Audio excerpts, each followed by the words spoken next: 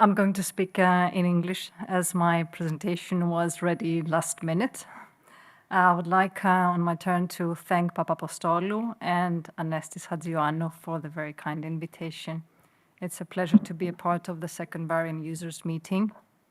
I will be presenting on behalf of Radiation Oncology and Stereotactic Radiosurgery Center of Mediterraneo Hospital, our 4 years experience with HyperArc SRS.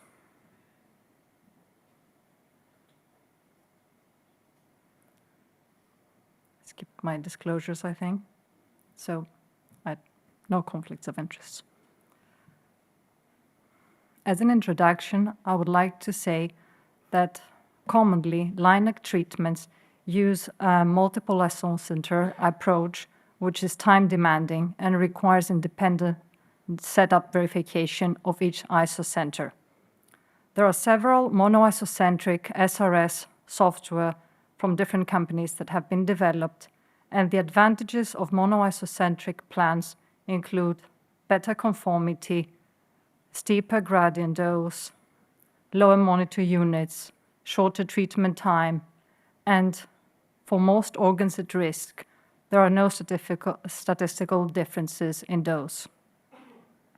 HyperArc is a monoisocentric VMAT technique explicitly developed for non-conplanar MLC-based stereotactic radiotherapy with automated optimizations and delivery. It's an add-on on the Eclipse TPS, and it can be used for both single and multiple target structures.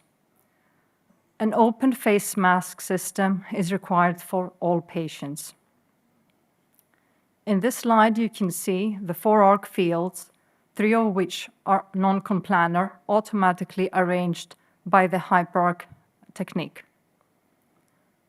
I believe HyperArc, as it is both patient-friendly and user-friendly. It responds very well to a growing need for SRS treatments, as shown in this slide. A publication from GNS shows how brain tumors are increasingly being treated with SRS.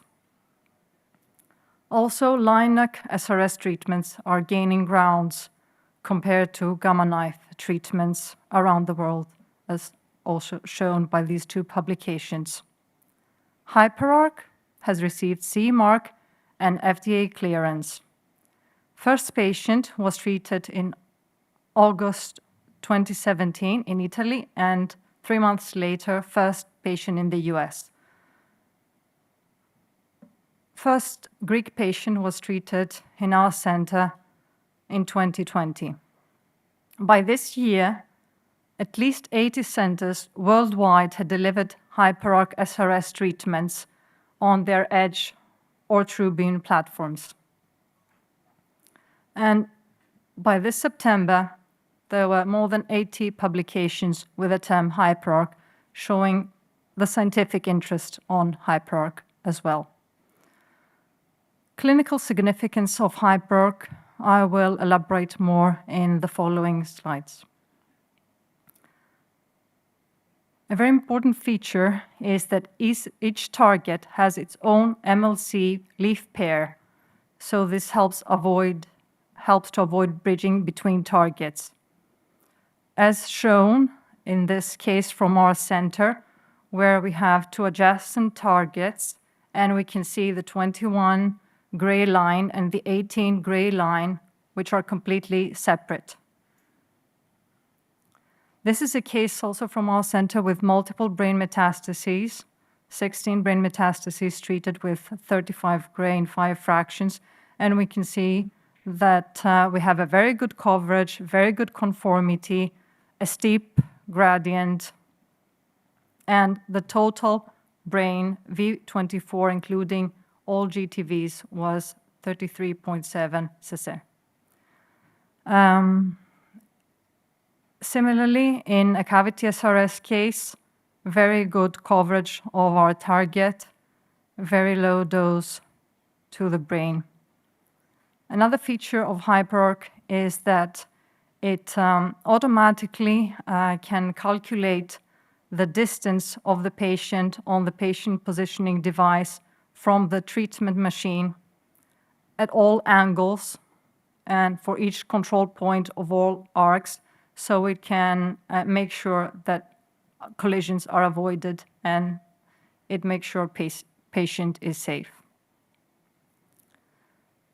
Beam on time is smaller, but also treatment time, as HyperArc treatments are automated, so radiation technologists do not have to enter the room and apply couch shifts.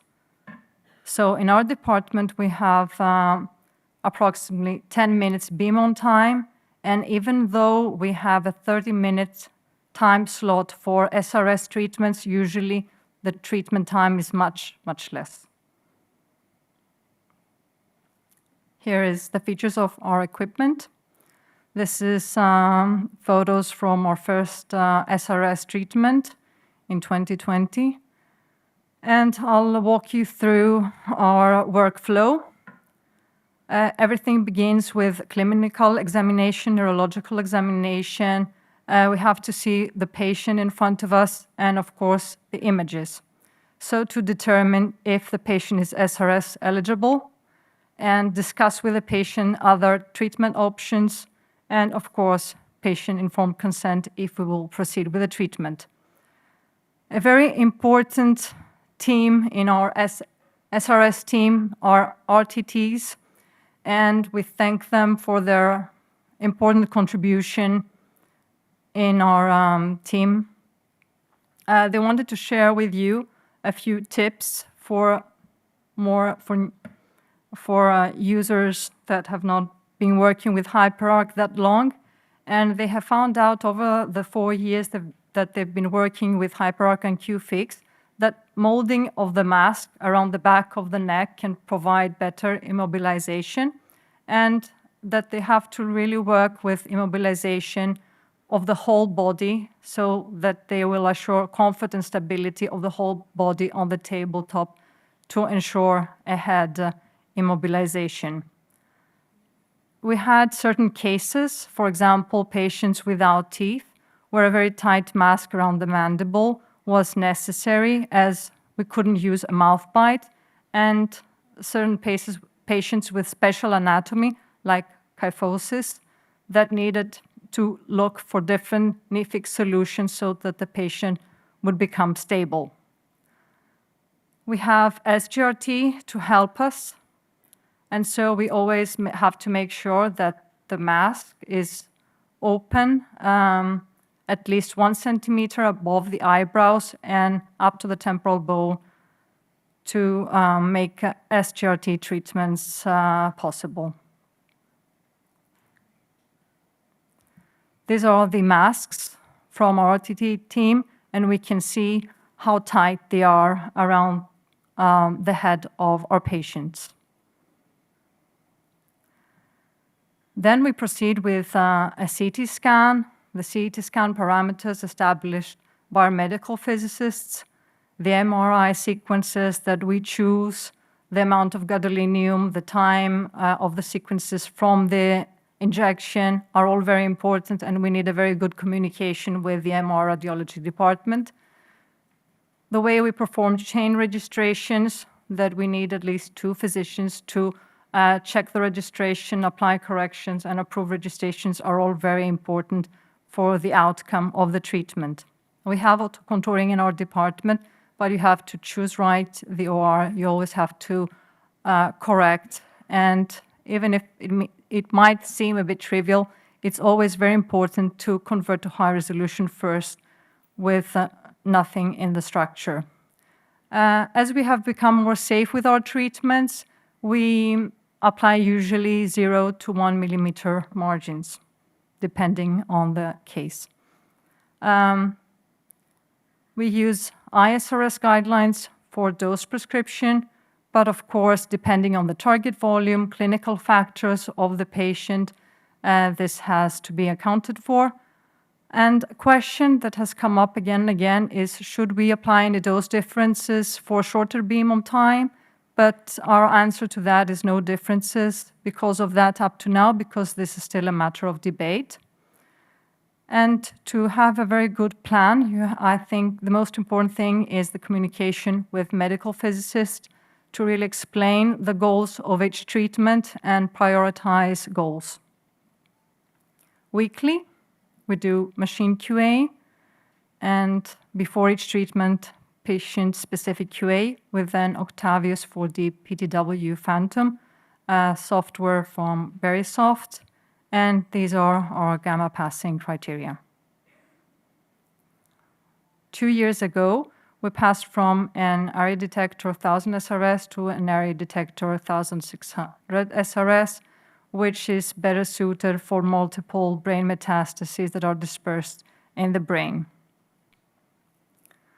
We found out that some plans regarding multiple brain metastases didn't have the gamma passing rate we hoped for and we have with most of our SRS treatments. So medical physicists are working on this project where they separated targets depending on 3 different criteria: volume, location, and distance from isocenter, and made different plans for groups of targets, but keeping the same isocenter. And they found out that this way they had better gamma passing rates. But this is just a work in progress, and we have not applied that to clinic. For treatment delivery, the cornerstones, I think, is experienced RTTs and SGRT, so that we don't need to reposition again and again the patient. But it's always important to inform the patient that that might happen.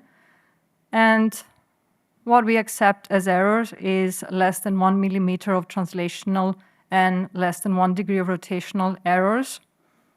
And a question that's very important to our group is what happens with lesions far from the isocenter, and there are different available solutions like applying margins or being more strict, which is usually what we do with rotational errors. And here is our screen from SGRT, where you can see that with non-ionizing radiation, you can help, RTTs can be helped in positioning the patient and in decreasing the times of repositioning needed, and also monitoring patient throughout the treatment. So if needed, treatment is stopped and a cone beam CT is applied. And a few words, a few slides with our clinical follow-ups. Here is the patient I showed before with 2 adjacent brain metastases that after 3 months that this had responded well to treatment, had a new brain metastases.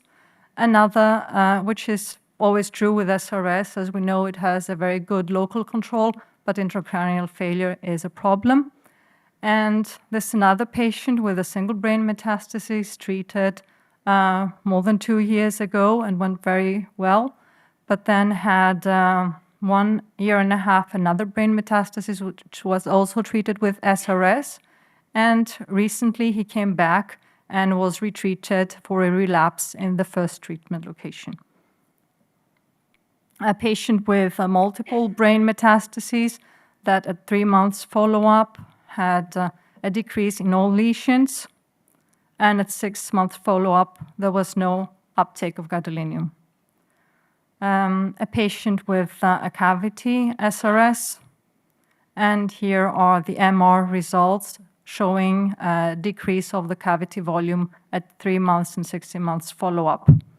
A vestibular schwannoma case, you can see the imaging results at 33 months follow-up. Another vestibular schwannoma, here an intracanalicular case. I think you can all see it, and it's a bit decreased in volume with the follow-up.